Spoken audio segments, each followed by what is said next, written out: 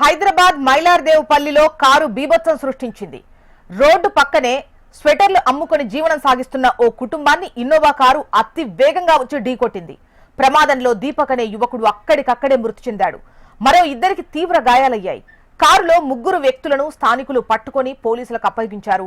మరో 3 తప్పించుకొని పారిపోయారు. పరారీలో ఉన్న వారి కోసం పోలీసులు గాలిస్తున్నారు.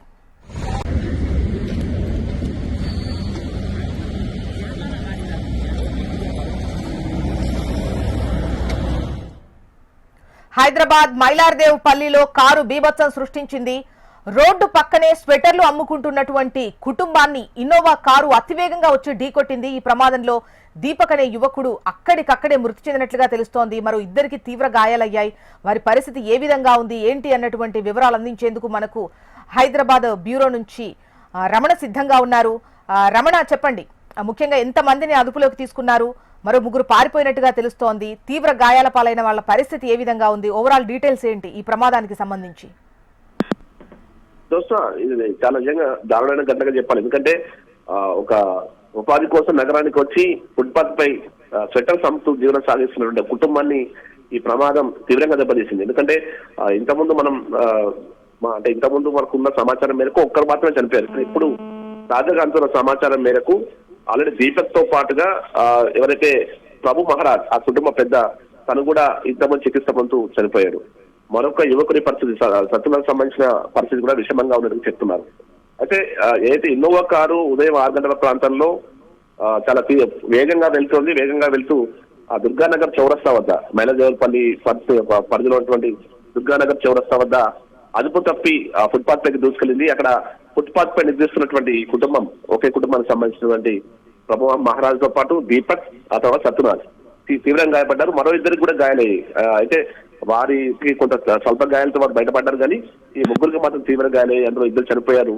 సత్తునాథ్ సంబంధించి కూడా పరిస్థితి అత్యంత విషమంగా ఉన్నట్టుగా వైద్యులు చెప్తున్నారు.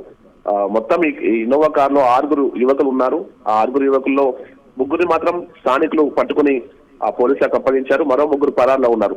ప్రస్తుతం కార్ నెంబర్ ద్వారా AP 09 BP 9444 ఈ కార్ నెంబర్ ఆధారంగా కార్ ఓనర్ ను ఆ తర్వాత వివరాలు రాబట్టే ప్రయత్నం పోలీసులు చేస్తున్నారు. ఏదేమైనా ఈ మధ్య కాలంలో ఇట్లాంటి మితిమీరిన వేగంతో నడపడం, నిర్లక్ష్య డ్రైవింగ్ల మూలంగా అమాయకుల ప్రాణాలు గాల్లో కలిసిపోతున్న పరిస్థితి ఉంది.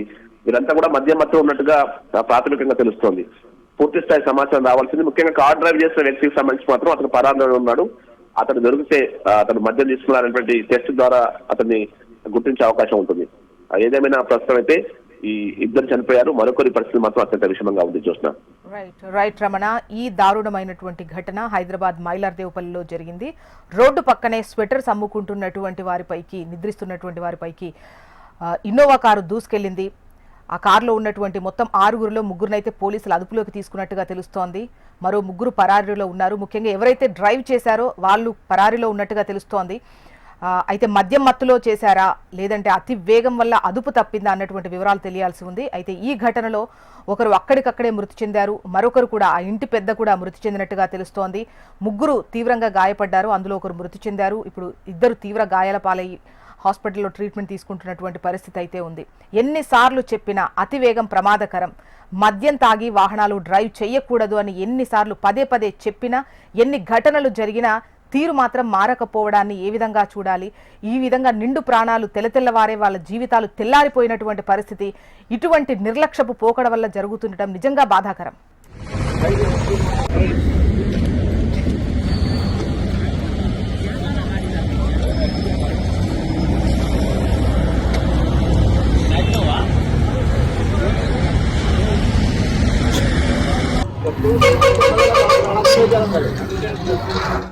का रहने वाले मंदसौर जिले का रोड पर दुकान लगा रहता है। हमारे गांव वाले बाजू वाला 2 आदमी जीप वाला आके मार के गया उसको। तो रात में 5:30 बजे लगभग उसको दोनों माँ बेटा को मार दिया। एक बेटा घायल है। मरने वाले का प्रभु महाराज है, उसका बेटा है दीपक, गांव खेड़ा है उसका। फिर थाना श्यामगढ़ है। घायल वाला सत्तू नाम है उसका। वो तो थोड़ा ठीक है, अभी नॉर्मल है। रात में जीप आया इधर से, तो अंदर सो रहा था दुकान में, तो आके ऊपर चढ़ा के चारों पकड़ा भी गया वो लोग। वो इंसाफ क्या साहब, वो हमारा देखो कार्रवाई करना पड़ेगा पुलिस से। छोटे छोटे बच्चे, उसको दोनों को बाप भी मर गया, उसका भाई भी मर गया, एक ही भाई रह गया, तो उसको कुछ भी इंसाफ चाहिए हमको।